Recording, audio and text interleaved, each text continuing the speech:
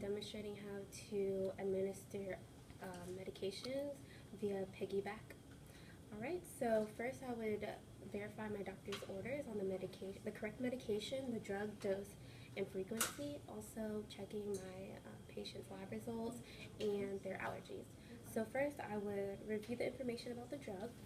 So the doctor has ordered 12.5 milligrams of Phenergan IV every 6 hours PRN.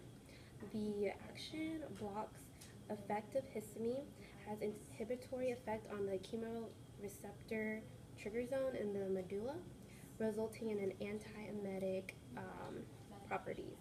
The purpose is to help with nausea and vomiting. The dose is 12.5 milligrams IV every 6 hours. PRN. Side effects include confusion, disorientation, and dizziness. Contraindications are hypersensitivity, comatose, and bladder neck obstruction. Implications are assessing for nausea and vomiting before therapy. Monitor the pulse, blood pressure, and respiration rate. Monitor for INO as well. Infusion time is 15 minutes. So now it's time to calculate my dosage count. So the doctor ordered 12.5 milligrams, and what we have is 25 milligrams per ml, and that equals out to 0.5 milliliters. And to calculate the drops per minute, we have the bag, which is 50 mLs, and the infusion time is 15 minutes times 10, which is a drop factor found on the bag of the tubing. And that equals out to 33 drops per minute. So now I can drop my medication.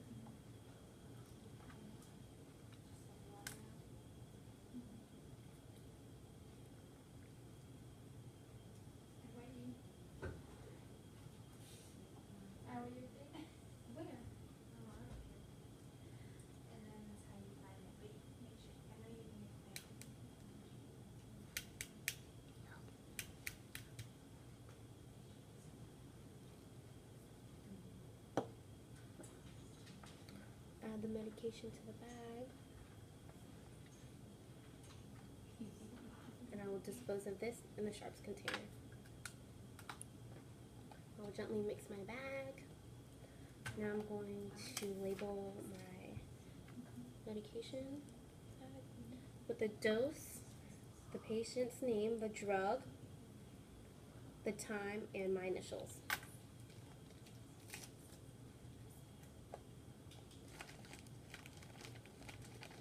Now it's time to spike my bag.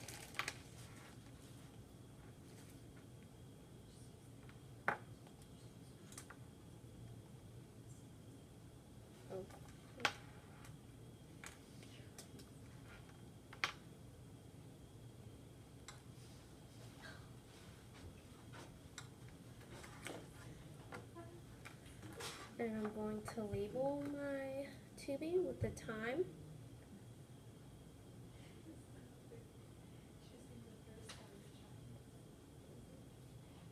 the date, and my initials.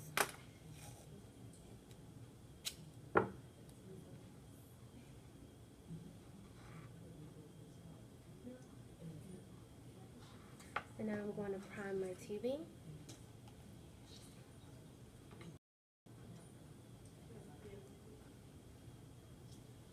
Making sure the fluid's out.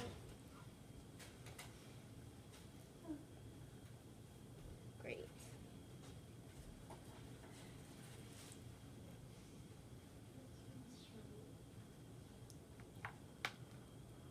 Okay, so now it's time to gather my equipment to go into the patient's room.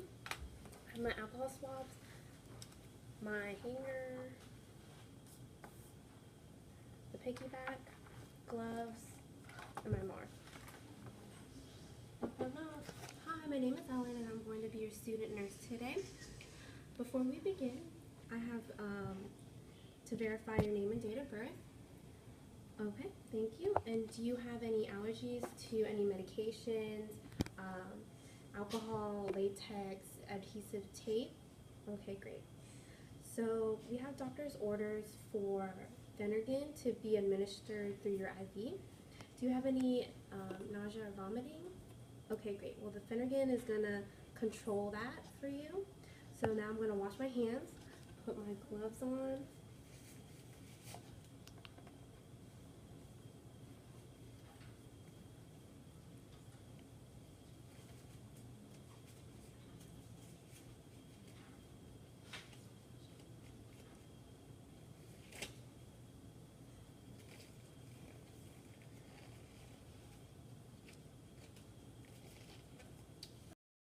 Going to assess the IV site, making sure there's no signs of infiltration, phlebitis, or pain.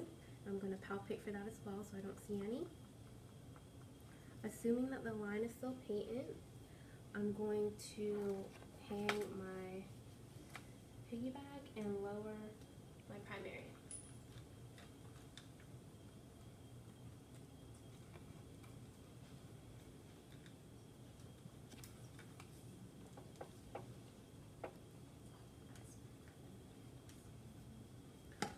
Going to clean the port.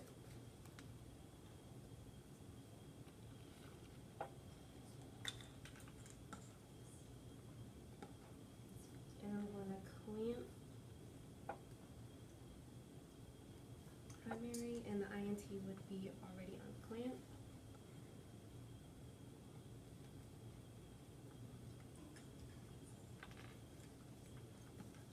I'm going to unclamp the piggyback and establish the flow rate for a whole minute, making sure it's 33 drops per minute.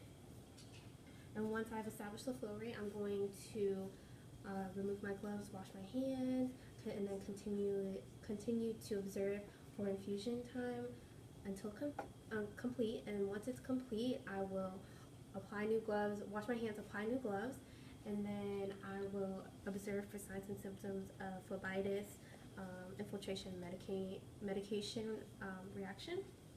And then I'm going to clamp the piggyback, unclamp the primary, remove the piggyback, and put an alligator clamp, and to save for further medication administration. And I'm going to hang this back up to a normal height. And I'm going to establish the flow rate on the primary, making sure it's 33 drops per minute. And once I've done that, I'm going to dispose of my trash. If I have any sharps, I'll put it in the sharps container, and I will wash my hands, or I'll remove my gloves, wash my hands, and before I leave, I'm going to make sure the patient has no pain. Their position is comfortable, if they're having, if they need to use a bathroom, and if they would like any personal belongings. And I would also inspect the site, make sure there's no signs of infiltration or phlebitis, and palpate for any pain as well. So I would also put gloves on before I touch the patient's skin. And then I'll wash my hands again, remove my gloves, and then it's time to document. So I would document using the MAR. I would document the time, date, drug, dose, and route, and also the client's IV condition and the volume of a solution that's used to deliver the medication, and the client's item. And that's the end of the piggyback administration.